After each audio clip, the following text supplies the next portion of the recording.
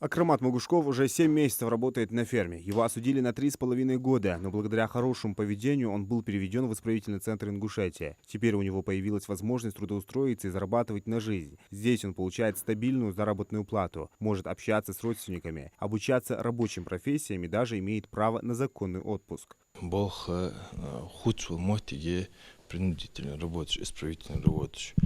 Хоть валишь уже хасудах, что мотиге паряч, дик мотиге. Кегинах дик бы, алга кегинах спах, патра работодатель икажа амира, что хамана умду дух тухдара бежина усахара малалятся ханц учахача, что до хаманте или возможности. В Ингушетии с 2019 года функционирует исправительный центр, где применяются принудительные работы как альтернатива лишению свободы. Здесь отбывают наказание лица, осужденные за преступления небольшой и средней тяжести, либо те, кто получил положительную характеристику. Исправительный центр стал эффективным инструментом не только для социализации осужденных, но и для решения проблемы нехватки рабочих рук на предприятиях. Где-то почти год и был даял чаял чехули.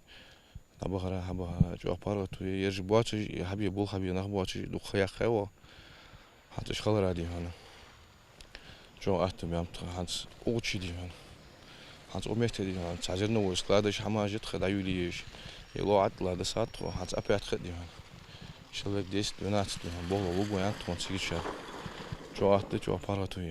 Благодаря доступной рабочей силе цена на мясо в магазине «Ферма» Амира Икажева чуть ниже рыночной. Зарплата соответствует минимальному размеру оплаты труда, а организациям, трудоустраивающим осужденных к принудительным работам, предоставляются налоговые льготы в соответствии с законодательством. Многие осужденные после выхода на свободу остаются на прежних рабочих местах, например, Аслангирида Шхоклоев, осужденный на полгода в исправительном центре, продолжает работать на ферме Амира Икажева.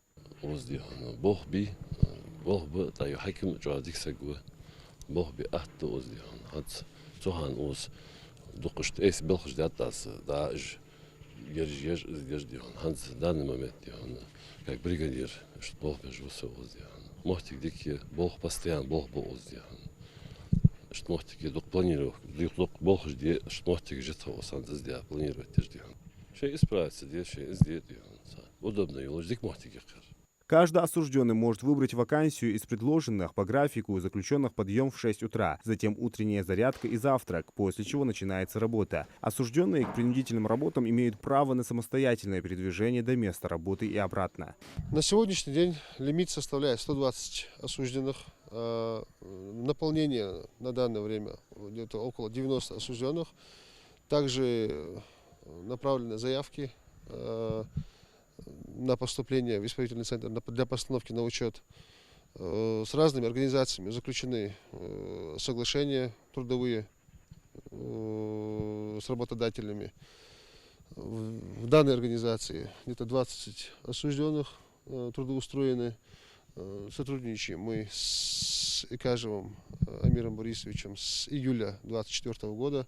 Принудительные работы с проживанием в исправительных центрах направлены на сокращение числа лиц, отбывающих лишение свободы в колониях. Это позволяет им вернуться к нормальной жизни, наладить социальные связи, получить работу по трудовому договору и восстановить контакты с семьей. Зелимхан Калоев, Адам Гулоев, Молдгири Ахильгов, Магаз, 24.